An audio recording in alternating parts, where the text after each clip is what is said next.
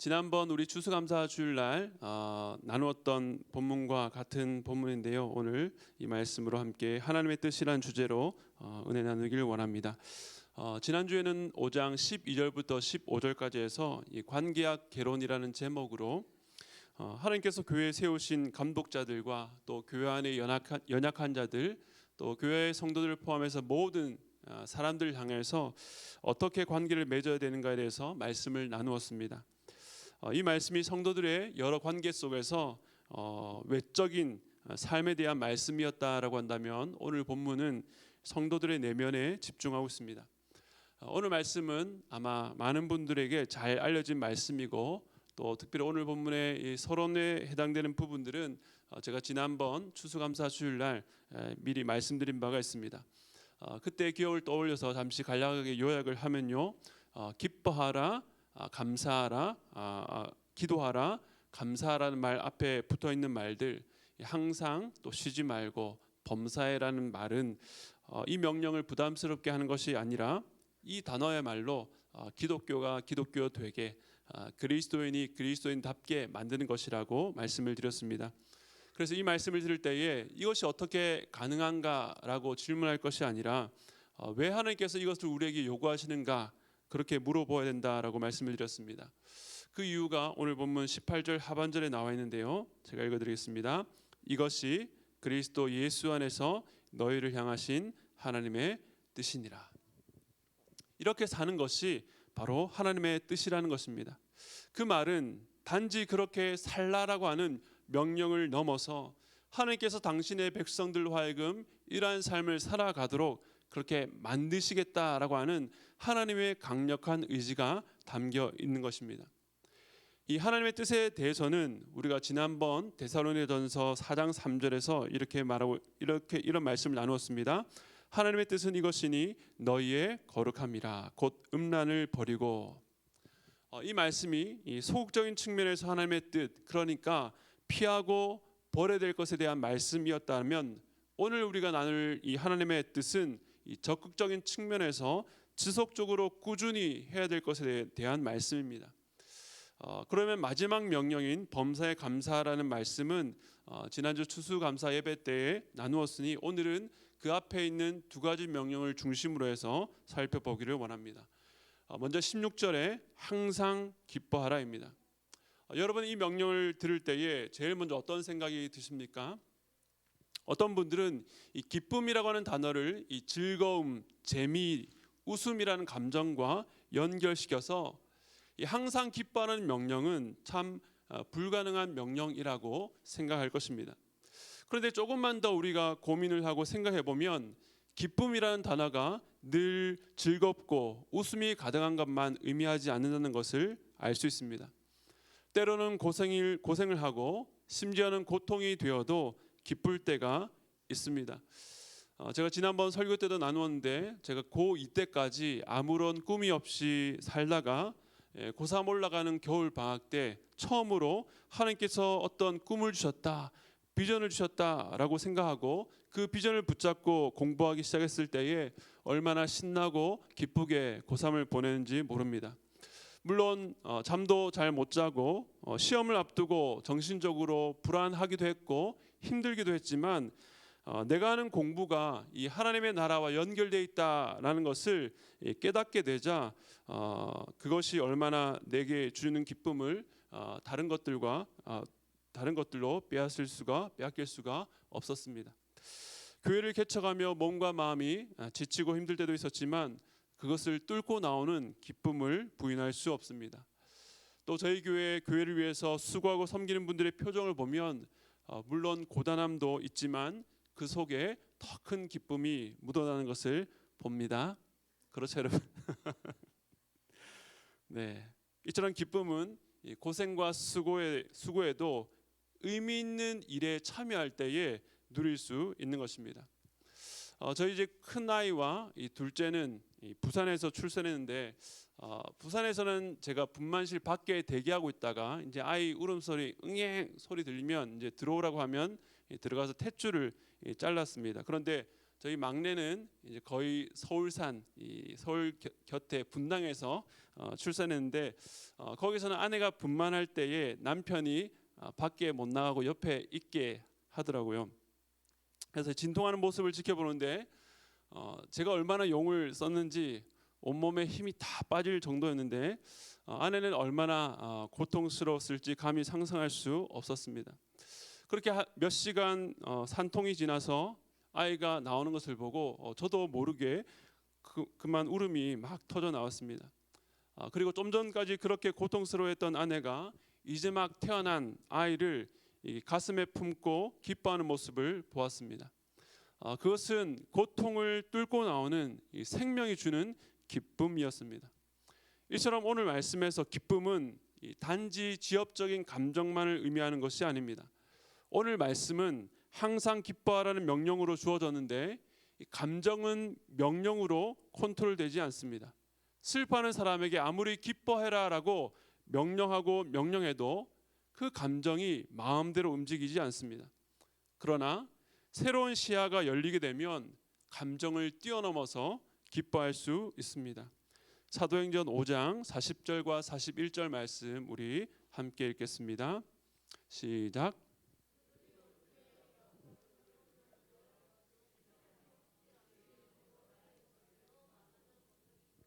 사도들은 그 이름을 위하여 능력받는 일에 합당한 자로 여기심을 기뻐하면서 공회 앞을 떠나니라. 아멘. 초대교회 때 복음이 증거되자 당시 종교 지도자들, 대제사장과 사두개인들이 시계가 가득해서 사도들을 잡아다가 옥에 가두기도 하고 또 공회에 세워서 신문하기도 했습니다. 그리고는 복음을 증거하지 못하도록 때리고 위협해서 놓아주었는데 사도들의 반응이 어땠다고요? 방금 읽었던 말씀에 보면 그 이름을 위하여 능력받는 일에 합당한 자로 여기심을 기뻐했다라고 말씀하고 있습니다. 그야말로 세상이 감당치 못하는 사람들, 이 세상이 절대로 이해할 수 없는 그 기쁨의 이유를 가진 자가 바로 그리스도인이라고 하는 것입니다. 그렇기 때문에 여기서 말하는 기쁨의 원천과 근거는 감정에 있지 않고 바로 신앙에 있다라고 할 수 있습니다. 오늘 본문의 데살로니가 성도들 역시 감정적으로 기뻐할 수 없는 상황이었습니다. 데살로니가전서 1장 6절에 보면 이 성도들이 많은 환난 가운데서 성령의 기쁨으로 말씀을 받았다라고 말하고 있습니다. 그리고 이어지는 2장 14절을 보면요, 형제들아 너희가 그리스도 예수 안에서 유대에 있는 하나님의 교회들을 본받은 자 되었으니 그들이 유대인들에게 고난을 받은 것 같이 너희도 너희 동족에게서 동일한 고난을 받았느니라. 즉 데살로니가 성도들은 지금 환난과 고난 가운데 있었습니다. 과거 언제 그랬었지 힘들었었지가 아니라 지금 현재도 그 환난을 지나가고 있었던 것입니다. 그런데 이 명령을 하고 있는 바울 역시 그러한 고난 중에 기쁨이 무엇인지 보여주었습니다. 우리가 잘 아는 빌립보서는 바울의 옥중 서신, 즉 감옥에서 쓴 편지로 이 기쁨의 서신이라는 별명이 있습니다. 그 어떤 말씀보다 기쁨으로 가득 찬 서신이기 때문입니다. 그래서 빌립보서에서 말하는 기쁨은 세상이 이해하는 것과는 다른 신앙 안에서의 기쁨이 무엇인지를 가르쳐 줍니다. 바울이 자기의 불투명한 미래와 죽을 수도 있는 상황, 그리고 어려움 가운데 있는 빌립보 교회를 향해서 기뻐하라 라고 명령한 것은 모든 일이 현실적으로 잘 풀릴 것이라는 기대 때문이 아니었습니다.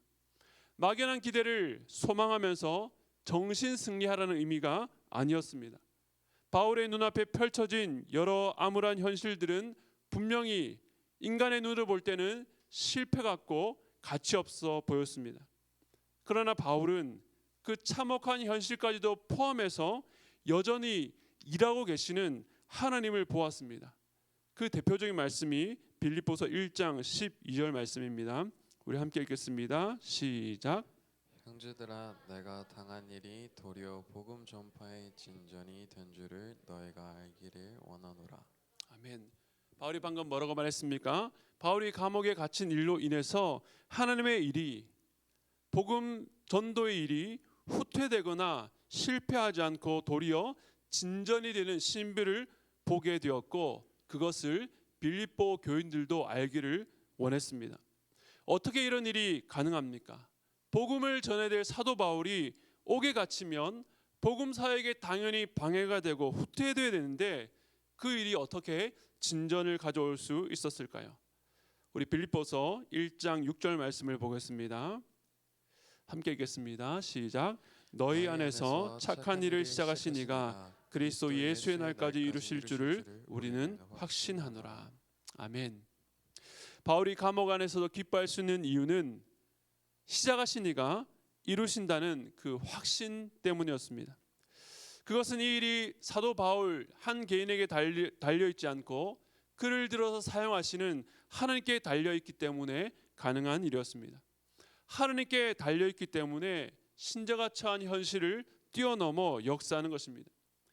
이 세상에 말하는 기쁨은 철저히 환경에 좌우됩니다. 하는 일이 잘 되고 성공하면 기쁘고, 내가 원하고 바랬던 일이 이루어지면 기쁘고, 갖고 싶은 것을 갖게 되면 기쁩니다. 하지만 정확히 그 반대가 되면 그 기쁨은 슬픔으로 금세 상실로 바뀔 수밖에 없습니다. 아니, 반대가 아니더라도 아무리 그 기쁨을 누렸다 할지라도 시간이 지나면 그 누렸던 기쁨이 지속되지 않고 점점 사그라드는 것을 경험하셨을 것입니다. 그러나 신앙 안에서의 기쁨은 우리 눈에 보이는 현실이 전부가 아니라 그 현실을 뛰어넘는 복음의 능력, 모든 현실을 통제하고 다스려서 반드시 이루고야 마시는 하나님을 향한 신앙의 뿌리를 두고 있는 것입니다. 물론 우리가 이 세상에서 시험을 잘 치르고 건강이 회복되고 직장에서 승진하고 사업에서 큰 돈을 벌게 된다든지 일이 잘 풀릴 때 기뻐할 수 있습니다. 당연히 기뻐해야 합니다. 그러나 그때에도 우리는 그 기쁨의 근원이 어디에 있는지를 분별해야 됩니다. 그저 이 땅에서 일이 잘 풀리는 것으로 기뻐하는 것이 아니라 그 모든 것을 허락해 주시는 하나님 때문에 기뻐해야 하는 것입니다. 그게 아니라 그냥 잘된 일 그 자체로 기뻐한다면 그 기쁨의 이유가 사라질 때에 우리의 기쁨도 사라지게 되어 있기 때문입니다. 그래서 바울은 빌립보서 4장 4절에서 이렇게 말씀하고 있습니다.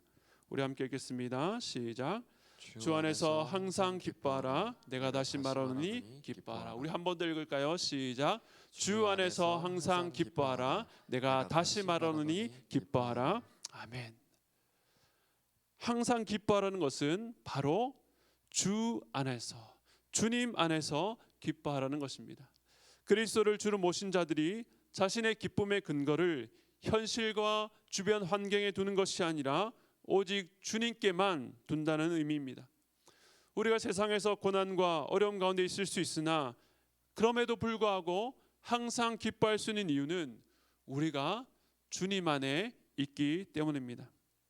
사랑하는 성도 여러분, 우리가 가지고 있는 물질, 또 변할 수밖에 없는 사람, 이루어졌으면 좋겠다고 하는 그 소원에 여러분의 기쁨의 근거를 두지 마시기 바랍니다. 아무리 퍼내어도 마르지 않는 하나님의 사랑, 십자가의 사랑에 그 기쁨의 근원을 두시기 바랍니다. 땅 아래로 물 근원에 파이프로 연결되어 있는 펌프기가 있다라고 가정하면 그 밖에 아무리 큰 기근이 일어나고 천재지변이 일어난다 할지라도 그 물 근원에 연결된 파이프로 끊임없이 물을 올릴 수 있습니다. 마찬가지로 우리의 삶의 여러 가지 환경은 변할 수 있으나 변치 않으시는 영원한 생수 되신 주님으로부터 기쁨을 무한히 끌어올릴 수 있습니다. 여러분 요즘 어떠십니까? 기쁘십니까? 만약에 기쁨이 사라져 있다면 이 마르지 않는 물 근원, 기쁨의 이유 되시는 예수 그리스도께로 나아가시기 바랍니다. 나를 구원하시고 나를 사랑하시는 주님께 나아가며 우리 안에 기쁨이 회복될 수 있고 항상 기뻐할 수 있는 것입니다. 갈라디아서 5장 22절을 우리 함께 읽겠습니다. 시작. 오직 성령의 열매는 사랑과 희락과 화평과 오래 참음과 자비와 양선과 충성과 아멘. 여기서 희락이라고 하는 단어가 바로 기쁨입니다. 즉 오늘 본문에서 항상 기뻐하라고 할 때 이 기쁨은 세상이 주는 가볍고 말초적인 단지 감정에만 머무는 기쁨이 아닙니다. 세상의 조건이 주는 기쁨도 아닙니다. 항상 기뻐하라고 말할 때의 기쁨은 바로 성령의 열매. 다시 말해서 성령께서 우리에게 주시는 선물입니다. 그래서 이 기쁨은 아무나 소유할 수가 없습니다. 오직 예수 그리스도의 십자가와 부활을 믿는 그리스도인만이 그 기쁨을 누릴 수 있는 것입니다. 왜냐하면 예수님께서 그리스도인에게만 성령을 선물로 주셨고 그 내주하시는 성령님으로 인해서 누릴 수 있는 것이 바로 이 기쁨이기 때문입니다. 우리 좌우에 한번 이렇게 말해볼까요? 항상 기뻐하십시오. 한 번 더 말하겠습니다. 여러분의 기쁨의 이유는 오직 예수 그리스도께 있습니다. 여러분의 기쁨의 이유는 오직 예수 그리스도께 있습니다. 예수 그리스도께 뿌리를 두면 항상 기뻐할 수 있습니다. 주님을 향한 시선을 잃어버리고 기쁨이 사라진 분이 있다면 자기 영혼을 향해서 명령하시기 바랍니다.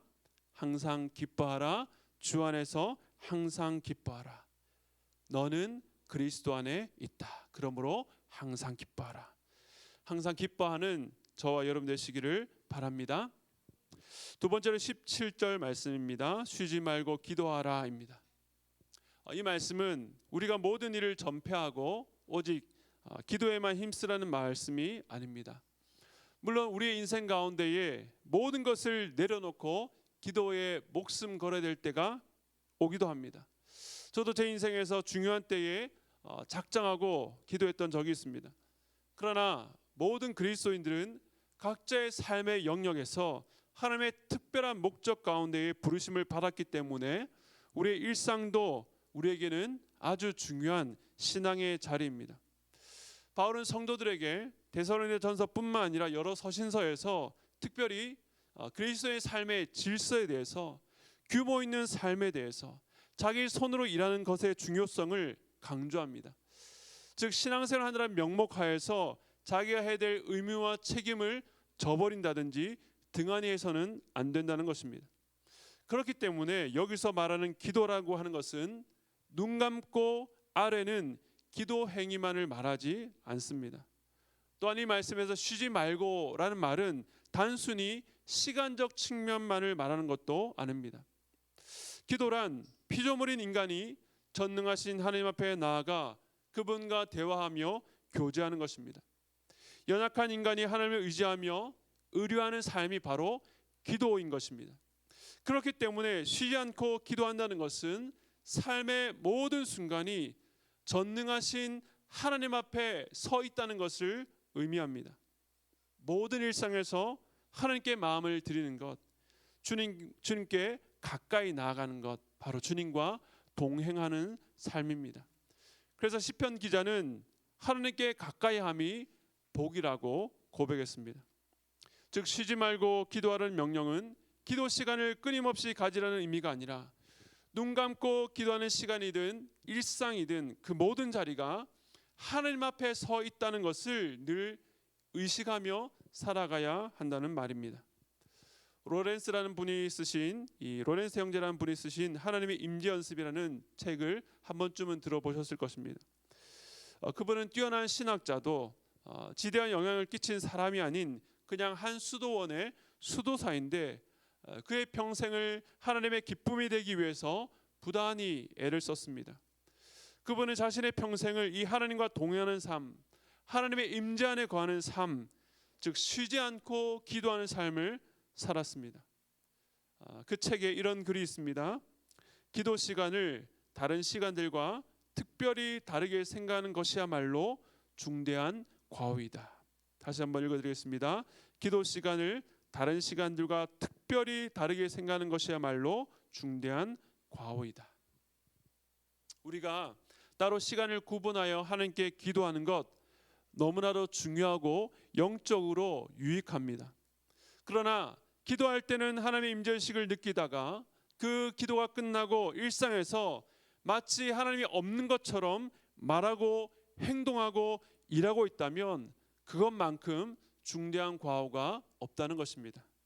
기도와 삶이 분리되는 것이며 기도를 단순한 종교 행위로 전락시키는 것입니다. 물론 따로 떼어서 기도하는 시간을 갖는 것은 신앙에 있어서 너무나도 중요합니다. 고정적인 기도 시간이 있어야 일상에서도 하나님을 의식하며 기도할 수 있습니다. 운전하면서, 길을 걸으면서, 산책하면서, 일하다가도 문득 우리 곁에 계신 하나님께 말을 걸고 우리의 마음을 고백할 수 있습니다. 그래서 고정적인 기도 시간과 일상에서의 기도가 균형을 이루어야 되는데, 그 중심축은 이 고정적인 기도 시간이어야 됩니다. 하루 중에 방해받지 않고 가장 집중해서 드릴 수 있는 기도 시간을 따로 떼어놓고 그 기도의 자리에 자신을 묶어 놓으시기 바랍니다. 그 기도 시간을 통해서 우리가 예수님과 연합되어 있다는 것을 경험하고 아멘 하고 기도가 마치는 것이 아니라, 끝나는 것이 아니라, 이제 그 아멘부터 일상의 기도 생활이 시작된다는 것을 기억해야 됩니다. 여러분 삶의 모든 순간이 하나님 앞에 있다는 임재의식을 갖고 기도하는 하나님께 가까이 나아가는 여러분 되시기를 바랍니다. 그리고 혹시나 하는 마음에 덧붙여 말씀드립니다. 쉬지 말고 기도하는 명령을 이 의무감으로, 율법으로 듣지 마시기 바랍니다. 그럴 때 드러나는 증상은 우리가 어렵고 힘든 일이 생길 때에 마음 한켠에 내가 기도하지 않아서 그런가라며 불안해집니다. 그래서 억지로라도 기도하는 신용을 합니다. 율법으로 세운 것은 늘 우리를 불안케 하고 정죄합니다. 그런데 주님은 그런 뜻으로 쉬지 말고 기도라고 하신 것이 아닙니다. 우리의 관점을 바꿀 필요가 있습니다. 쉬지 말고 기도하는 것은 항상 내 앞에 나오라고 하시는 하나님의 초청입니다. 무슨 뜻입니까? 우리 하나님께서 항상 우리와 만나기를 원하신다는 의미가 아닙니까? 우리가 하나님의 임재 앞에 산다는 것은 하나님께서 마치 심판자와 감시자로 우리 앞에 계신다는 의미가 아닙니다. 우리와 교제하기 위해서 아들 그리스도 예수를 내어주신 아버지로서 우리에게 명령하시는 것입니다. 그것은 한순간도 너를 놓을 수 없고 너와 떨어질 수도 없다는 하나님 아버지의 사랑 고백인 것입니다. 여러분, 이 하나님의 고백을 들으시고 어떻게 하시겠습니까? 기도를 의무로 여기며 해치웠다는 표현이 맞을 만큼 기도를 해치우고 계신 분, 신앙인으로서 최소한의 도리로 기도하시는 분, 삼시세끼 밥 먹을 때만 기도하시는 분은 아무리 오랫동안 신앙생활을 한다 할지라도 하나님과 가까이 하는 복을 누릴 수 없습니다. 저는 여러분이 하나님 안에 거하는 복을 늘 누리시기를 바랍니다. 그러므로 쉬지 말고 기도하는 명령을 자기 자신에게 되뇌일 때에 하나님께서 여러분과 쉬지 않고 끊임없이 교제하기 원하시는 사랑의 초청으로 받으시기 바랍니다. 끝으로 범사에 감사하라. 자신의 기쁨의 이유를 오직 예수 그리스도께 두는 사람, 쉬지 않고 하나님 앞에 머무는 사람, 늘 하나님의 임재 가운데 거하는 자는 모든 일 가운데에 하나님의 선한 손길이 끊이지 않고 일하고 있다는 것을 믿기 때문에 감사할 수 있습니다. 우리가 잘 아는 말씀 로마서 8장 28절 우리 함께 읽겠습니다. 시작. 우리가 알거니와 하나님을 사랑하는 자 곧 그의 뜻대로 부르심을 입은 자들에게는 모든 것이 협력하여 선을 이루니라. 아멘. 지금 내 앞에 눈물처럼 보였던 일들, 괴로움과 고통 중에 어떻게 해야 될지를 몰라서 전혀 길이 보이지 않았던 일들, 우리의 실수와 잘못까지도 우리를 부르시고 우리를 사랑하신 자 안에서는 합력하여 선을 이루어 주실 수 있는 것입니다. 그런 눈으로 올 한 해를 돌아보면 정말 감사할 것밖에 없습니다. 여러분, 지난 추수감사주일 날 감사노트를 나눠 드렸는데 잘 써고 계십니까? 아니요. 오늘부터 다시 시작하기를 바랍니다. 저는 그런 면에서 내년 추수감사주일이 참 기대됩니다. 올 추수감사주일도 참 큰 은혜가 있었고 감사했지만 한 해 동안 우리 귀한 성도들이 하나님께 믿음을 갖고 감사로 반응한 그 감사노트를 갖고 모여서 함께 예배드릴 그날에 하나님께서 어떤 은혜를 예배해 두셨을까 정말로 기대가 됩니다. 말씀을 마무리하겠습니다. 항상 기뻐하라, 쉬지 말고 기도하라, 범사에 감사하라. 이 명령은 불가능한 명령이 아닙니다. 아까 데살로니가전서 5장 18절에서 이것이 그리스도 예수 안에서 너를 향하신 하나님의 뜻이라고 말했습니다. 바로 그리스도 예수 안에서, 우리가 예수 그리스도 안에 있기 때문에 하나님의 뜻이 반드시 우리 안에서 이루어지는 것입니다. 우리 죄를 사해 주시기 위해서 지신 십자가의 보혈과 그 공로는 나의 실수와 잘못, 심지어는 심각한 죄악에도 불구하고 절대로 철회되지 않습니다.